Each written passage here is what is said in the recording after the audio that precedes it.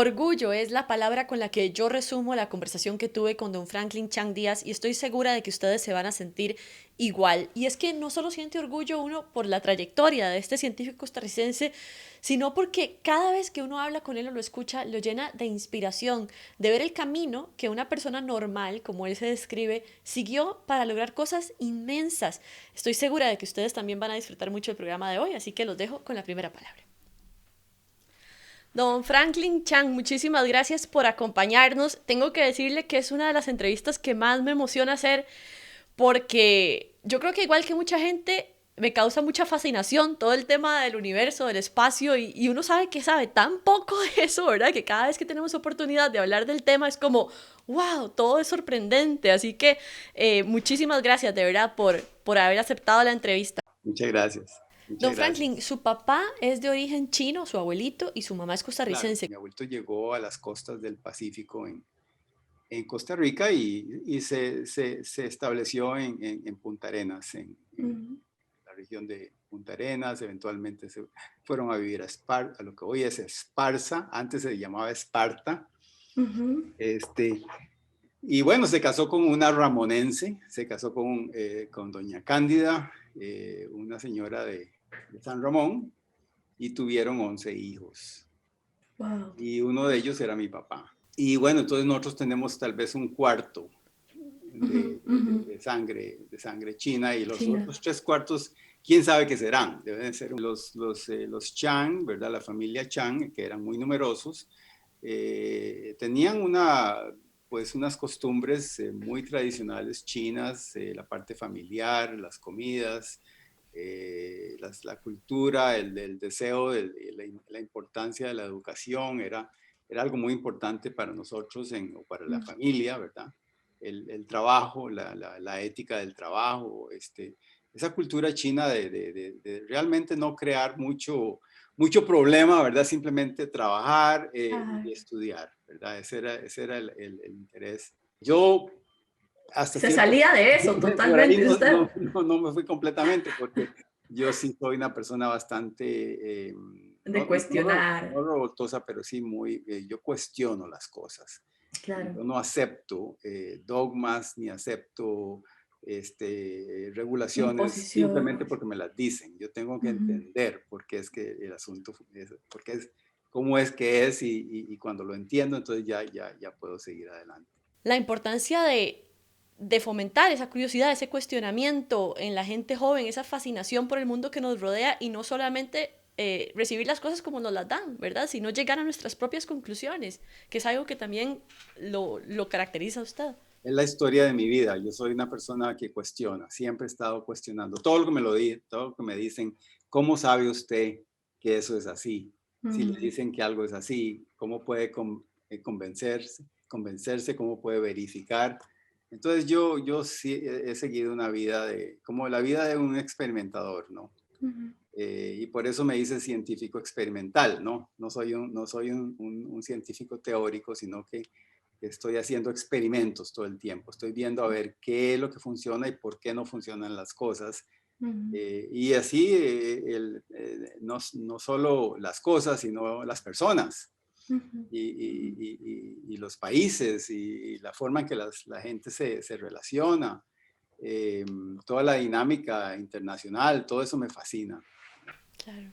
Entonces, don Franklin, ok, usted sale del colegio, inicia su camino como ingeniero, ¿verdad? ¿Y cuál es el primer paso o el primer contacto ya que lo va a llevar a Estados Unidos?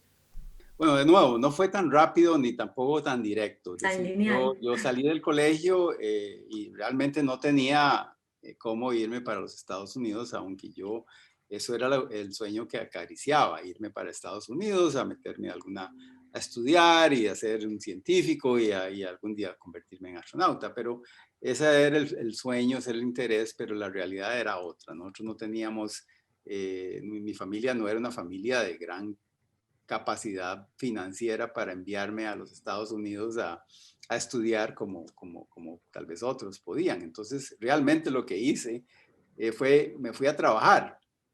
Apenas me gradué en el colegio, fui a trabajar al Banco Nacional de Costa Rica, y Ujú. ahí fue mi primer trabajo. Ahí estuve en la sección extranjera del Banco Nacional de Costa Rica, básicamente cambiando dólares y haciendo transacciones internacionales y eventualmente me metieron en una oficina, empecé a trabajar en una parte de una oficina, transacciones de café, de ventas de café a Europa. Entonces, es decir, me metí en el tema bancario, que no tenía Ujú. nada que ver Nada que con ver el... con su sueño. Ajá. Sí. Y bueno, así pasé básicamente un año y eventualmente sí se me abrió la puerta para irme para los Estados Unidos, simplemente porque mi abuelita, la mamá de mi mamá, estaba Ujú. visitando a unos primos en la ciudad de Hartford, en Connecticut. Y ellos, con la gran, el gran eh, generosidad, ¿verdad? De parte de ellos, me abrieron las puertas de su casa. Y yo me fui a vivir con ellos por un tiempo. Ellos me abrieron las puertas para quedarme con ellos. Y en aquellos tiempos, emigrar a los Estados Unidos no era tan difícil como lo es ahora en cuestión de Ujú. las visas. Me conseguí una visa, era una visa de visitante que eventualmente la convertí en una visa de estudiante. Ujú. Pero no fui a estudiar a la universidad, sino que fui de nuevo a la escuela. O sea, me fui para atrás A sacar el sexto año, digamos. a sacar, sí, bueno, lo que sería el equivalente del bachillerato, y Ajá. ya yo me había graduado en el colegio, ya tenía mi bachillerato, todos mis compañeros ya estaban en la universidad, pero yo me fui para atrás porque no hablaba el inglés, ni Ajá. tampoco tenía dinero, y mi papá me envió para Estados Unidos con un boleto de ida, nada más, no tenía el boleto de regreso. Vaya y lógrelo. Ajá. Él me lo dijo, me dice, mire Franklin, yo no le voy a dar el boleto de regreso porque yo sé lo que es irse a otro país, porque él lo había hecho, él se había Mm. ido a Venezuela desde Ajá. Costa Rica en aquellos los años, a finales de los años 30, eh, y bueno, él hizo su vida en Venezuela. Pero él dice, si usted se va para los Estados Unidos y tiene el boleto de regreso, apenas tenga un problema difícil, Mm. va a regresarse a las enaguas de su mamá. Y, Ajá.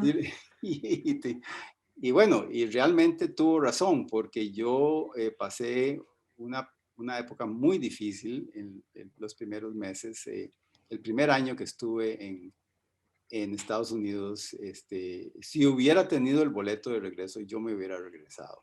¿De verdad? ¿En qué sentido, don Franklin, que era lo más retador?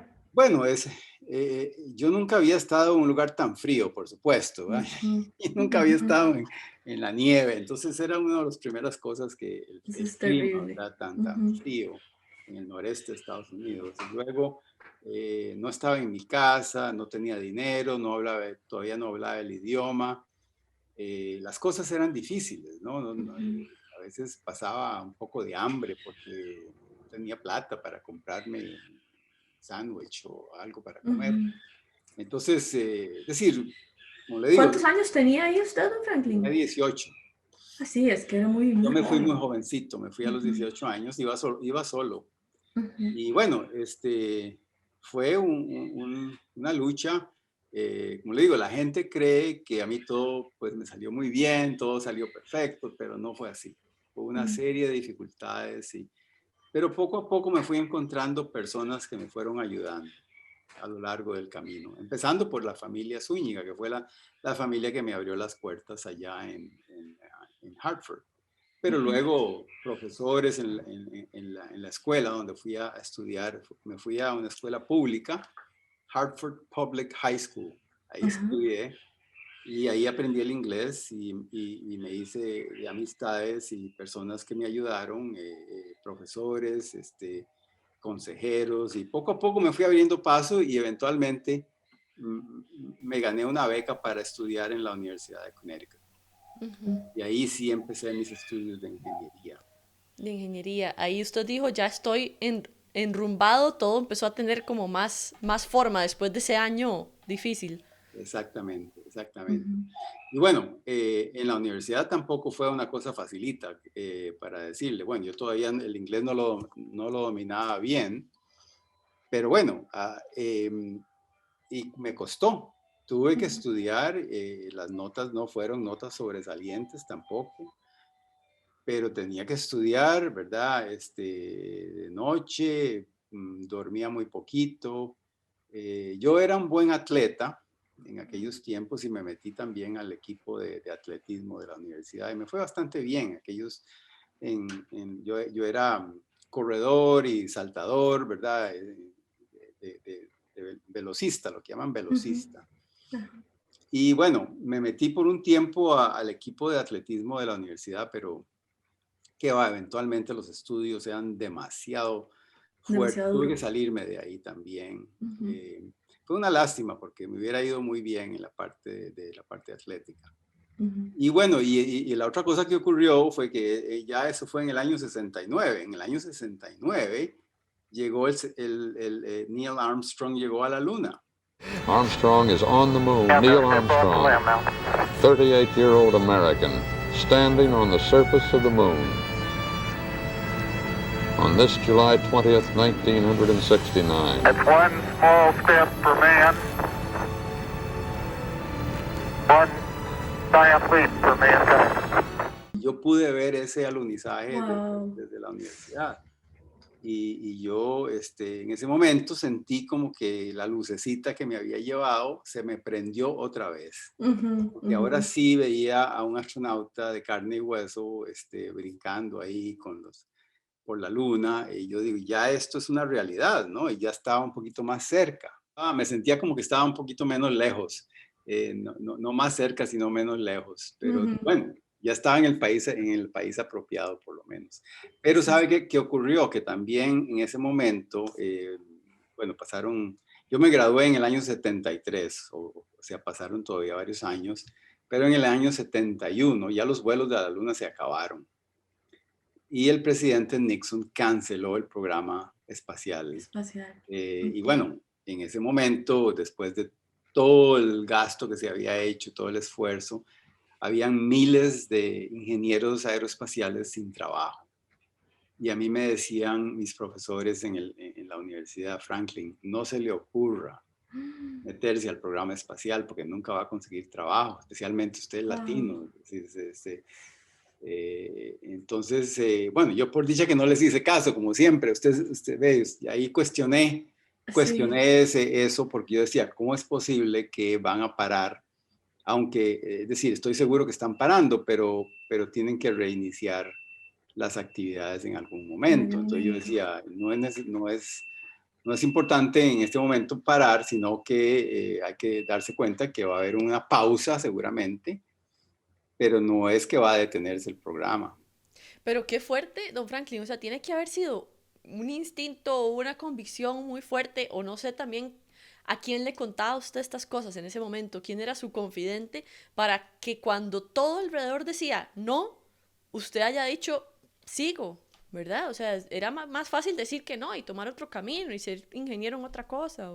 Claro. Bueno, yo tenía profesores, amigos, yo estaba ya metido en el grueso del trabajo universitario y ahora sí me estaba bien encaminado, me iba bien en los estudios, ¿verdad? Y estaba ya trabajando en un laboratorio de física Ujú. experimental, y ya estaba metido un poquito más en la parte de investigación científica. Los Estados Unidos se dieron cuenta que no tenían la independencia energética que creían que tenían. Ujú. Entonces hubo un completo enfoque del gobierno de Estados Unidos en la energía Ujú. y en particular la energía nuclear. Y yo eso me interesaba mucho porque yo siempre he pensado que las naves espaciales del futuro van a usar energía nuclear. Porque Ujú. si nos alejamos tanto del Sol, no vamos a tener energía solar, porque el Sol Ujú. es muy Claro. pequeñito, ¿verdad? Cuando uno está muy Ujú. lejos, no alumbra mucho. Entonces, energía nuclear era fundamental. Yo decía, yo tengo que meterme por ahí. Tanto así que su doctorado ya lo llevó por ese camino, ¿verdad? Exactamente. Entonces, yo decidí cuando me gradué de ingeniero en la Universidad de Connecticut que iba a seguir estudios de posgrado y me postulé para ingresar al Instituto Tecnológico de Massachusetts. Ujú. ¿Por qué? Porque, bueno, en ese tiempo se consideraba la mejor universidad técnica de los Estados Unidos, Ujú. Ujú. posiblemente del mundo, y de ahí habían salido muchos astronautas. Entonces, yo digo, yo voy a ver qué Ahí hago, es. a ver si me Ajá. meto por ahí. Y bueno, no fue cuento, me aceptaron y ingresé al MIT, Al MIT. y empecé a estudiar estudios de la fusión termonuclear controlada, Ujú, que era algo muy futurista, es decir, la energía nuclear que existía ya en la Tierra es utilizando la fisión nuclear. ujú, Pero la fusión nuclear era algo nuevo, algo diferente. Era el proceso que operaba en la bomba de hidrógeno, el proceso que alimenta el sol y las estrellas. Esa es la fusión termonuclear. ujú, Y eso es lo que los científicos creían iba a ser la energía del futuro. ujú, Y yo me imaginaba que las naves espaciales del futuro iban a utilizar energía de fusión, plasma, ¿verdad? ujú.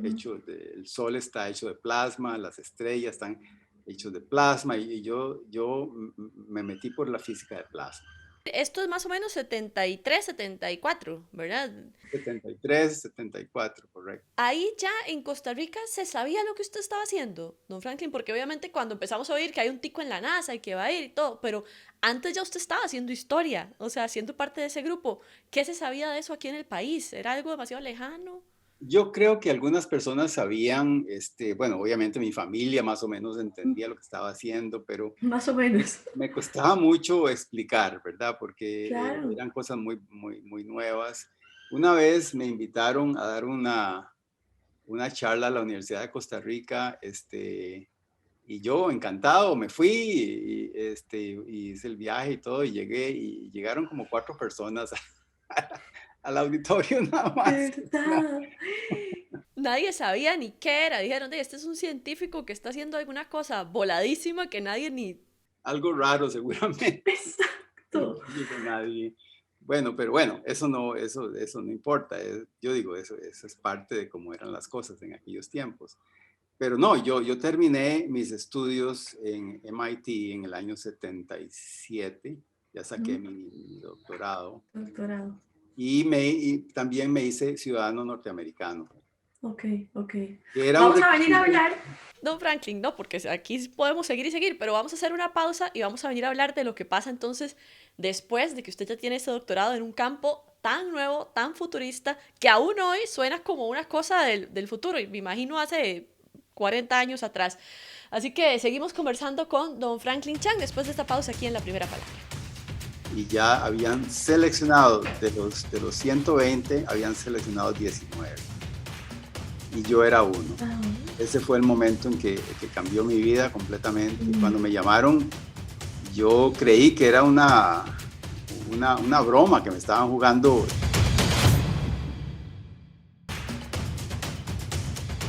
Gracias por continuar con La Primera Palabra y seguimos hablando con don Franklin Chang, que nos está recibiendo desde su casa en Houston. Pasa entre Houston y Liberia, Guanacaste. Don Franklin, ok, se graduó usted de un doctorado futurista, ¿verdad? De un campo que estaba iniciando en ese momento.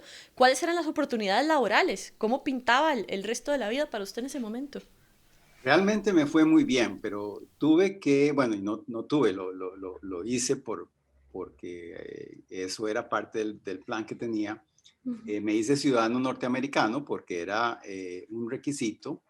Bueno, ya vivía en los Estados Unidos, me había casado ya, tenía una hija, ujú, ya estaba establecido en los Estados Unidos con mi familia y me hice ciudadano norteamericano porque ese era un requisito para ingresar al cuerpo a la NASA, pero ujú, también porque me estaban contratando en un laboratorio después de mi doctorado, en un laboratorio que es afiliado al Instituto Tecnológico de Massachusetts. Entonces, cuando yo caí ahí en ese grupo, todos conocían a todos los astronautas que habían volado en las naves Apolo y de vez en cuando los astronautas llegaban al laboratorio y bueno, yo veía a estas personas, mm. Sus ellos héroes. venían ya con sus buzos, trajes de vuelo, porque aterrizaban en la base de Hanscom Field, en el oeste Ujú, de Boston, de la ciudad de Boston, y llegaban a hacer pruebas en los simuladores del laboratorio. Y yo mm, los veía y esta gente eran mis héroes, ¿no? claro. eran gente que yo los conocía, ellos no me conocían a mí, por supuesto, yo era un chiquillo, ¿verdad? Ujú. Pero Pero eran sus referentes. eran referentes y yo tenía sus fotografías, sabía quién Mm. eran. Y bueno, ahí fue donde empecé a gravitar, ¿verdad? Yo y eventualmente en el año 79, eh, 78, perdón, 78, la NASA hizo un llamado para un nuevo grupo de astronautas, una nueva selección de astronautas para el programa del transbordador espacial que estaba apenas empezando, no había volado todavía. Ujú. Bueno, cuando eso ocurrió, estaban buscando por primera vez científicos, dice usted, científicos jóvenes, ¿verdad? Con experiencia en investigación Con su experimental, especialidad. ¿verdad? Mm. Es decir, todas las cosas que yo había anticipado era lo que estaban buscando. Y bueno, obviamente tenían que ser ciudadanos americanos. Ujú. Y yo inmediatamente me postulé. Y hubieran largas páginas De requisitos. requisitos y cosas. Y bueno, Y en ese proceso, don Franklin, ¿usted llegó a conversar, digamos, con estos astronautas, con que los que llegaban a hacer pruebas, o era una relación muy de ellos no, llegaban y ya? era más, yo los veía de largo porque Ajá, yo no estaba trabajando en temas espaciales en ese tiempo. ajá, Ya yo ajá. estaba pensando en un concepto de un motor de plasma, ¿verdad? Pero no lo tenía todavía bien formulado. Y todavía no tenía el acercamiento a estas personas. Ellos estaban en una, pues por decirle, en una órbita más alta. Ajá, Yo ajá. era un simple trabajador ahí en el laboratorio. Y bueno, me rechazaron inmediatamente, casi yo diría que en cuestión de un mes y medio después de que mandé mis creencias, mis cosas, me llegó una carta diciéndome que, bueno, gracias, pero no gracias, ¿no? Es decir, Ujú, entonces, y bueno, como le digo, yo soy una persona que no me doy por vencido fácilmente y yo digo, bueno, no me aceptaron esta vez, pero estoy seguro que deben venir otras oportunidades en algún momento y yo seguí adelante. ujú, Seguí trabajando donde estaba metido en este tema de la fusión termonuclear, un tema que me fascina y me fascinaba en ese tiempo. ujú, Y bueno, yo casi me olvidé del programa de astronautas. ujú. Y luego, en el año 1980, 79, 80, bueno, la NASA manda otro llamado a un nuevo grupo de astronautas porque los que habían seleccionado eran un grupo pequeño y querían agregar unos cuantos más. Ujú. Inmediatamente se me prende el bombillo otra vez y yo voy a mis afiches y voy a buscar Las las, aplicaciones. las aplicaciones que ya las tenía ya llenas y simplemente las actualicé un poquito y las mandé. Ujú. Y no fue cuento que me llamaron, habían llegado 3.500 aplicaciones y habían seleccionado a 120 Wow. candidatos, ¿verdad? Que los estaban llamando en grupos de 20 a, a pruebas en el Centro Espacial de Houston. Ujú, Y la NASA simplemente nos llevó, yo me fui en el segundo grupo de astronautas, ujú, de candidatos, y pasé aquí en Houston una semana en pruebas, en entrevistas, en exámenes, bueno, un montón de cosas. Y por primera vez realmente conocí a mis héroes, ¿verdad? ujú. Ya en carne y hueso. Sí, Era como que yo casi me sentía que estaba en el paraíso, ¿no? Había llegado, claro. es una cosa extraordinaria. ¿Ellos que andaban por ahí o si tenían alguna interacción con ustedes? O sea, ¿cuál era la...? Y es decir, yo me estaba postulando a ser Del parte equipo. del equipo. Entonces, en el Centro Espacial de Houston es donde se entrenan los astronautas. Ujú, ujú, Es la meca, se podría decir, del programa espacial norteamericano. ujú, Y aquí fui a caer y bueno, ahí empecé a conocer más a los directivos del programa, quienes realmente tomaban las decisiones, todas las características. Ya más o menos las conocía, pero pero ahí pude Pero ir. Pero ya ya, de cerca. ¿Neil Armstrong estaba todavía por ahí en ese momento? ¿O los que fueron a la luna con él? Ya Neil Armstrong se había ido, y lo mismo Buzz Aldrin y Mike Collins, ya se habían ido, pero ellos regresaban. Y años después yo los conocí a ellos ya como astronauta, ya había volado, es decir, ya ellos saben quién soy yo y bueno, claro, fue algo muy bonito. muy lindo. Pero bueno, en ese segundo intento, cuando seleccionaron a 120 candidatos, yo fui y luego nada más hizo los exámenes y me mandaron de vuelta a Boston. Y por allá de mayo de 1980 fue que me llamaron y ya habían seleccionado, de los 120, habían seleccionado 19. Y yo era uno. Wow.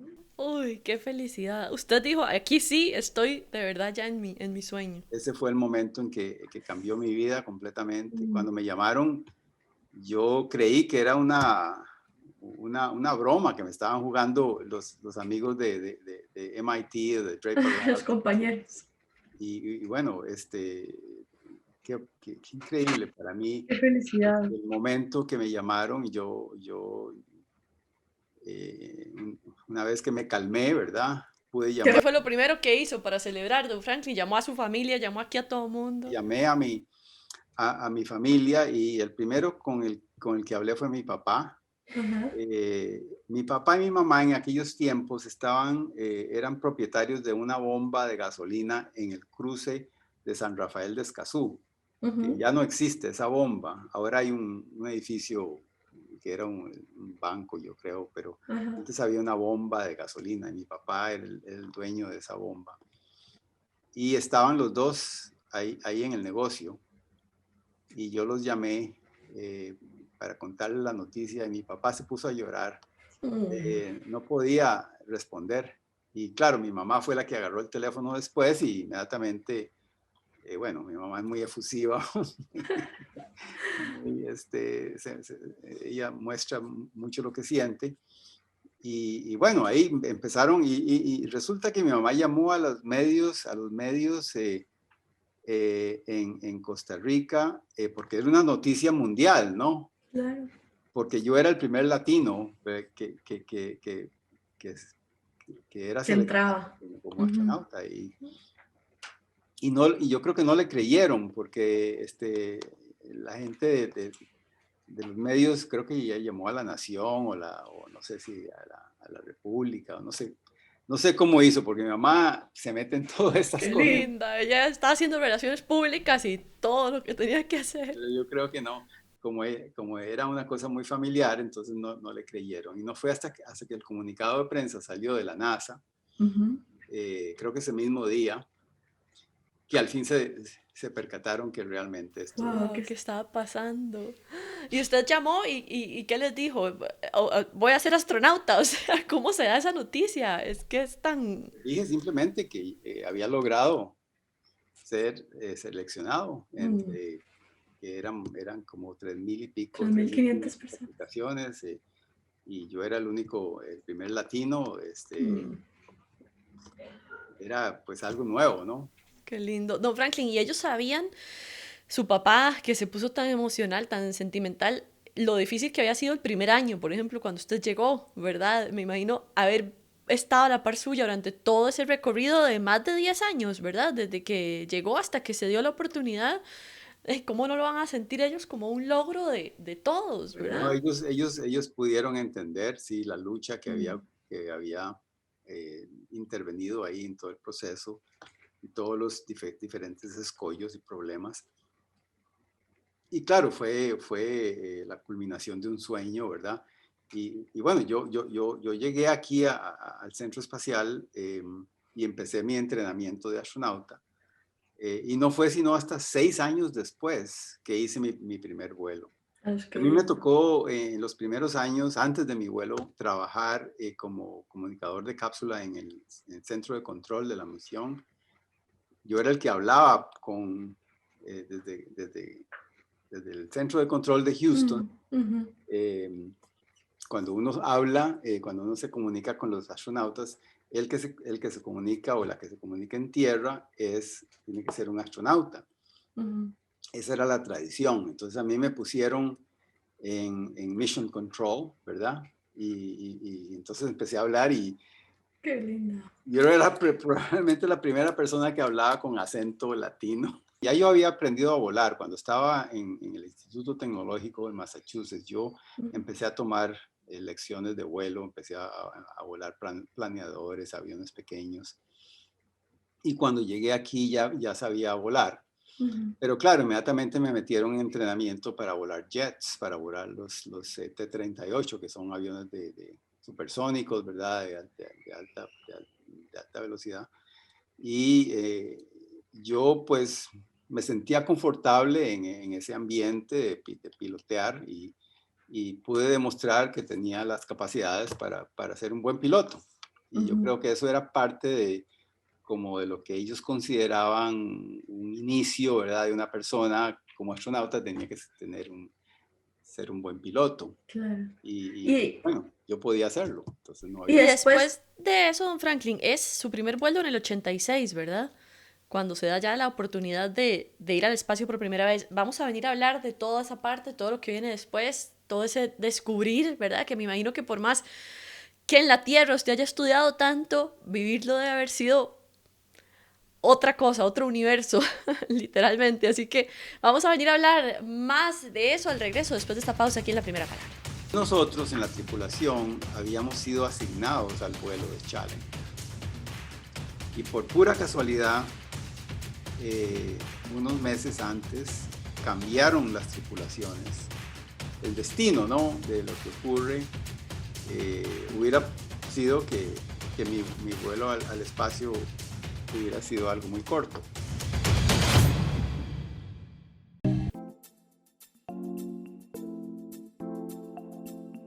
Manténgase en su burbuja. Nosotros le llevamos el desayuno hasta su propio balcón. Después, decida si relajarse en la piscina o en la playa. Está tan cerca que literalmente se escucha el mar desde nuestras habitaciones. Lo esperamos con tarifas inigualables y servicio excepcional garantizado.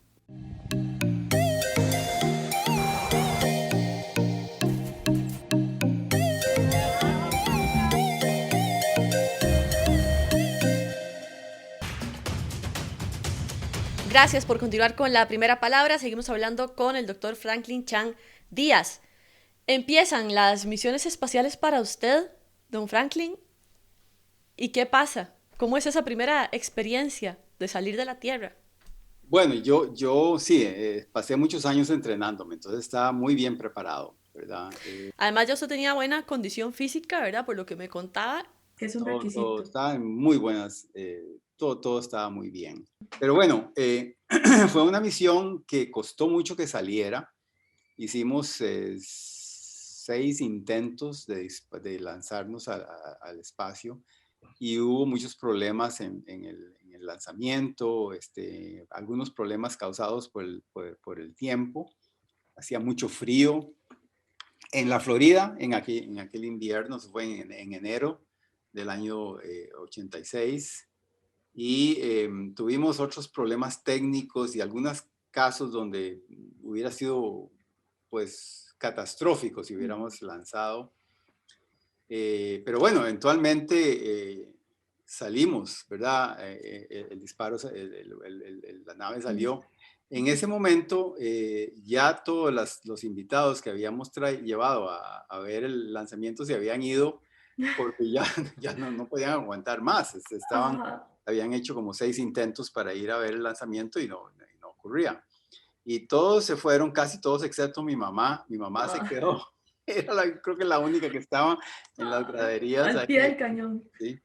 Y algunos de los familiares más cercanos se quedaron y pudieron ver el lanzamiento. Fue un lanzamiento en la madrugada espectacular porque de repente las nubes se aclararon, todo se salió muy bien y se vio muy bonito, muy espectacular. Y bueno, yo empecé así mi carrera en el espacio. Eso fue en enero, el 12 de enero del año 1986. Estuvimos en órbita hasta el 18, 6 días, una misión corta. Y regresamos el 18 de enero a la base de Edwards, en ¿Y California. ¿Qué tan parecido era o era igual realmente los entrenamientos a estar ahí arriba, don Franklin?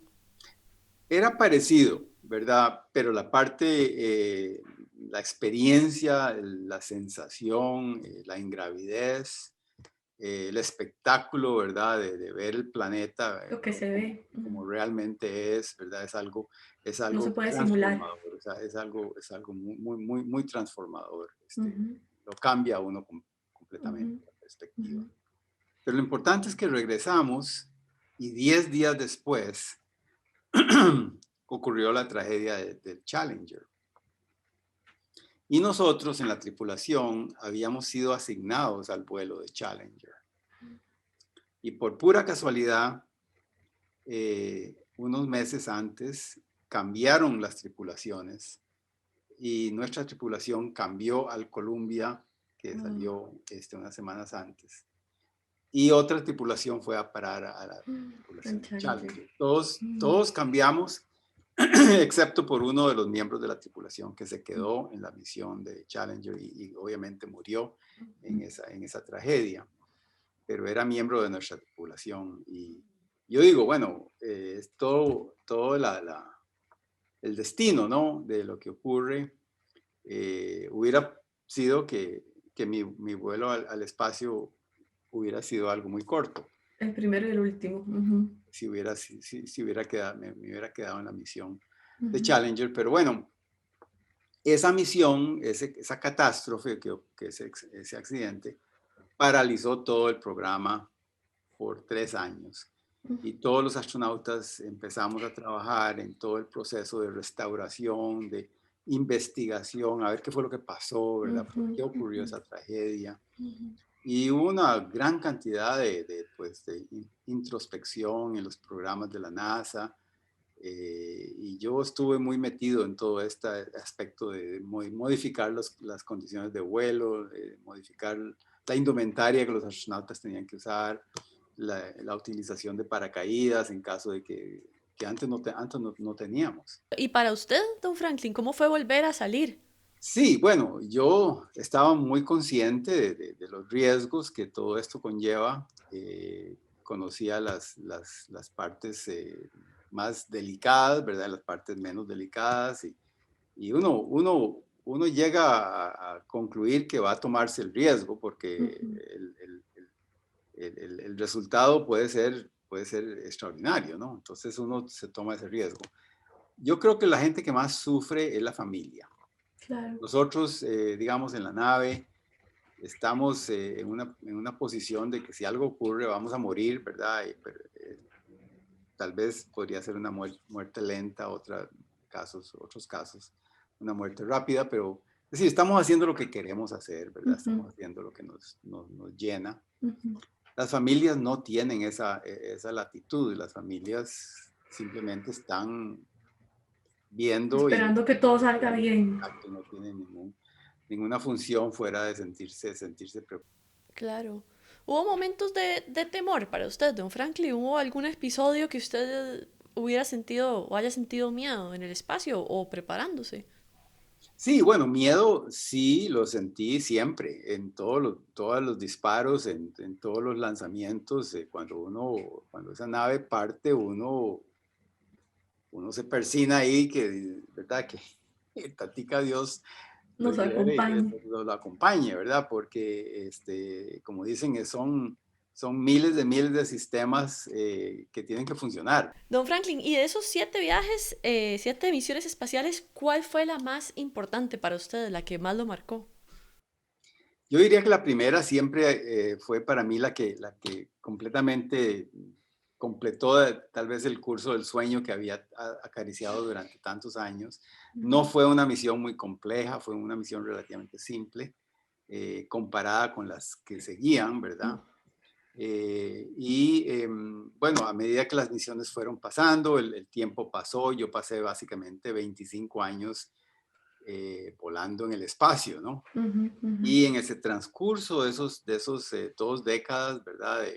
De vuelos espaciales, yo pude ya familiarizarme un poco más con el planeta como tal, ¿verdad? Y ver los cambios que estaban ocurriendo en la Tierra causados por la contaminación del medio ambiente, la deforestación, todas estas cosas que uno lo escucha y lo entiende teóricamente. Yo podía verlo y calibrarlo de misión en misión y ver los cambios.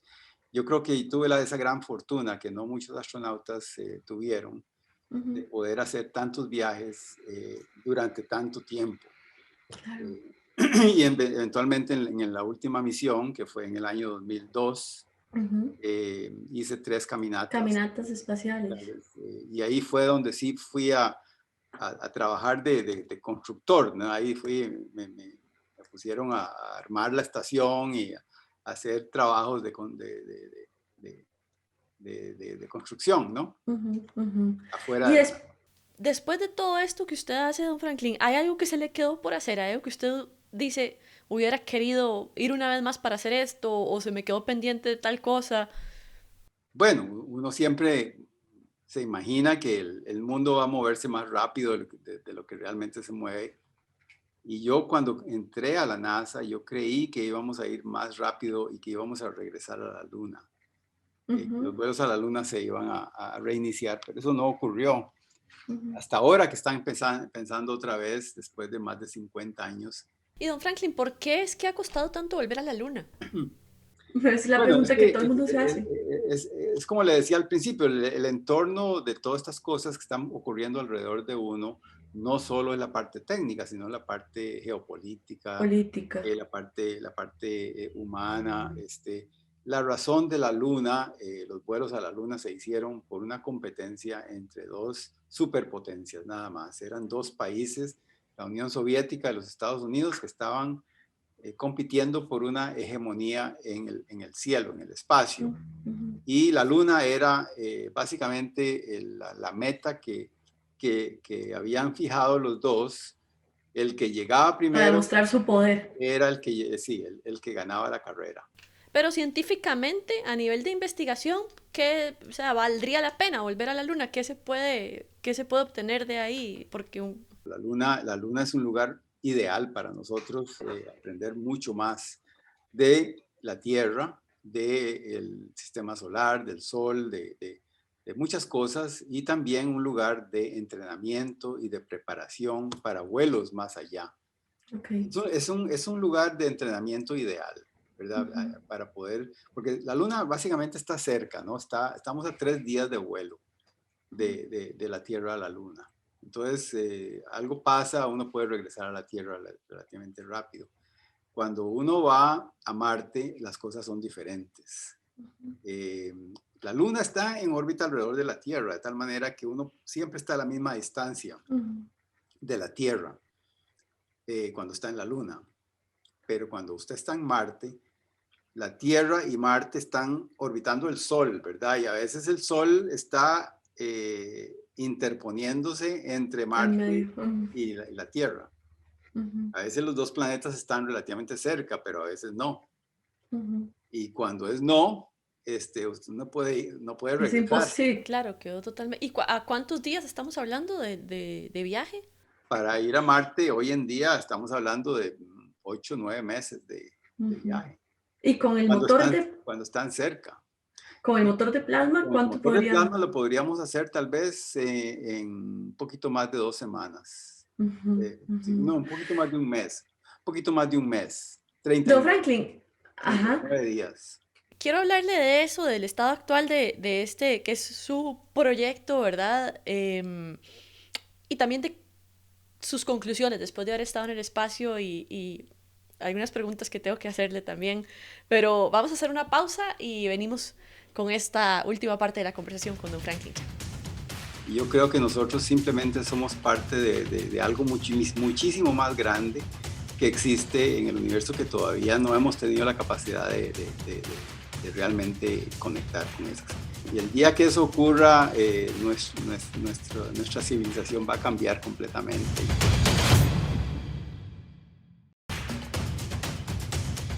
Gracias por continuar con la primera palabra y seguimos hablando con el doctor Franklin Chang Díaz.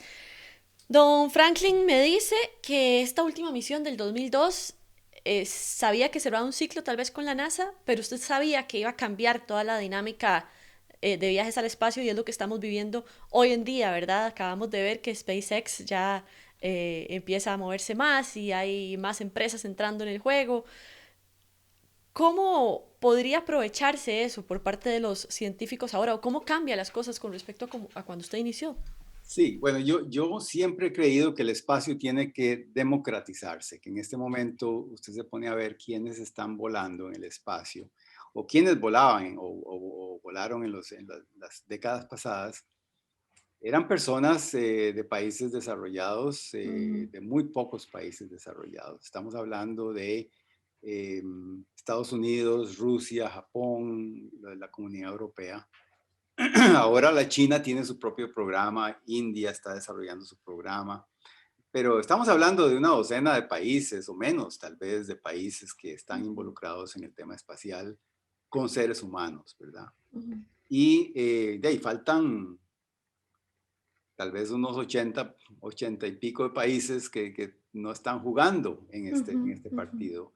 Y es importantísimo porque esto es una actividad del ser humano. Como civilización, ¿verdad? Como raza. La raza humana como tal tiene que proyectarse hacia el espacio. No puede ser un lugar de separación de, digamos, los ricos y los pobres, ¿verdad? Eso es un problema. Entonces, la única forma de democratizar es empezar a abrir el espacio para el sector privado, que empiece a mover gente en grandes cantidades. El espacio se convierte en un lugar de trabajo, en un lugar de negocios. Ahora hay cientos de miles de objetos en órbita. Tenemos decenas de miles de satélites que nos habilitan las operaciones del ser humano. Hay una gran cantidad de dinero involucrada en esto. Estamos hablando de 380.000 millones de dólares, un mercado extraordinario. Entonces, es una oportunidad para todos los países participar, incluyendo O sea, Costa que hay Rica. espacio para Costa Rica ahí, en ese negocio. Sí, lo que hicimos en Costa Rica es montar una antena, un radar que está localizado en el suelo, específicamente está en Guanacaste, en el ingenio de la azucarera El Viejo.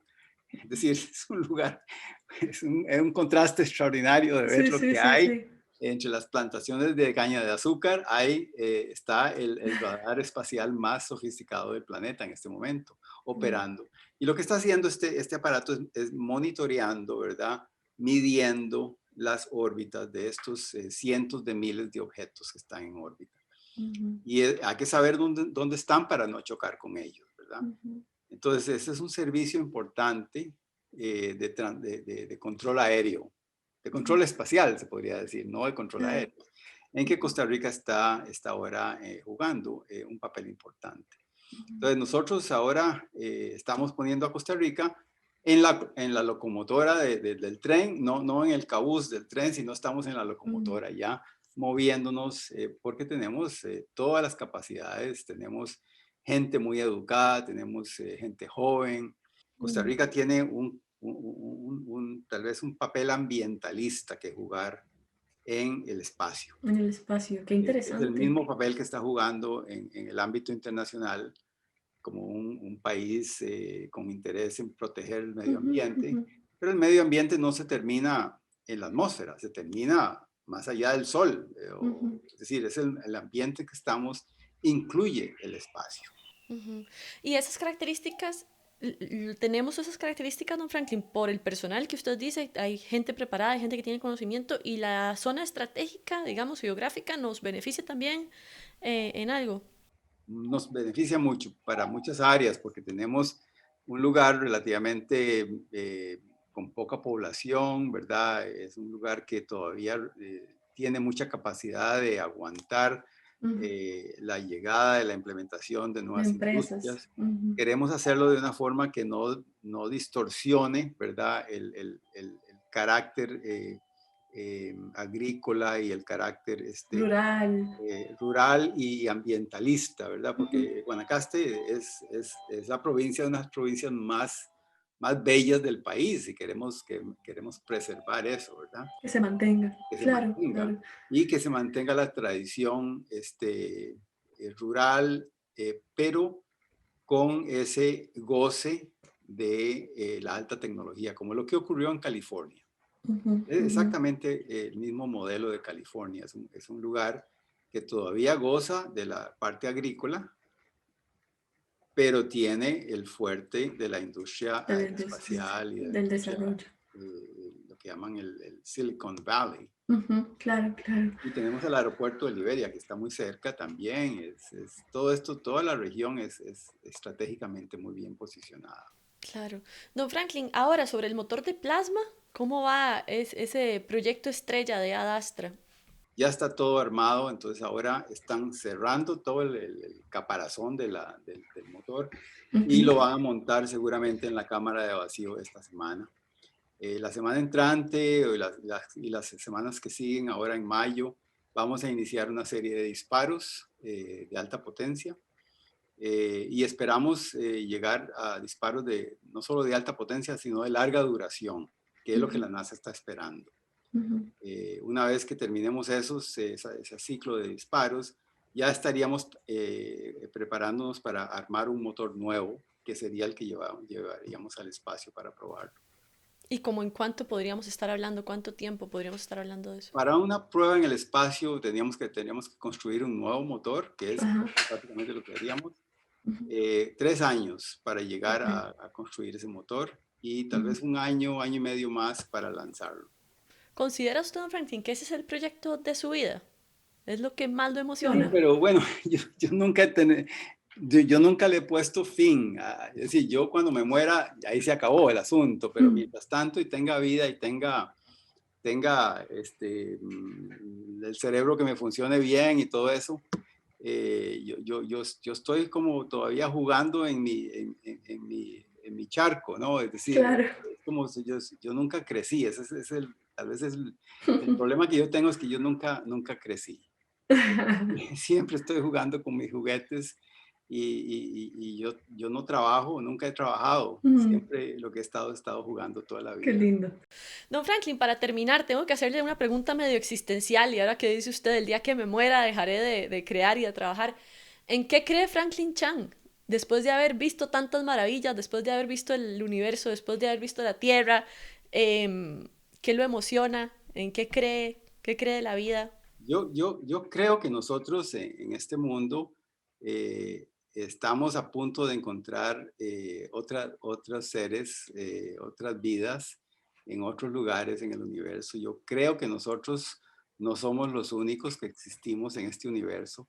Yo creo que sería extraordinario, más aún es más extraordinario que fuéramos los únicos, porque realmente no estamos en el centro de nada, no Mm, estamos en ningún lugar especial.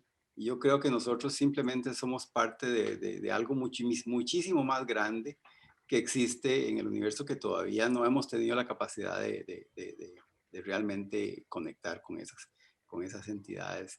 Y el día que eso ocurra, nuestra civilización va a cambiar completamente. Y yo no sé si yo lo veré, pero lo verán seguro mis hijos o mis hijas y mis nietas y nietos o los descendientes de ellos. Yo ujú. le digo a la gente que mi sueño es que la Tierra se convierta eventualmente en un parque nacional de la humanidad. Básicamente que el mundo se mantenga bello, ¿verdad? Como lo es, no un lugar contaminado, sino bello, y que el grueso de la población de la Tierra va a estar viviendo fuera, Vivo afuera. en otros lugares del espacio. Y vamos a Mm. regresar a nuestro planeta a ver cómo eran las cosas cuando empezó la civilización humana. Wow.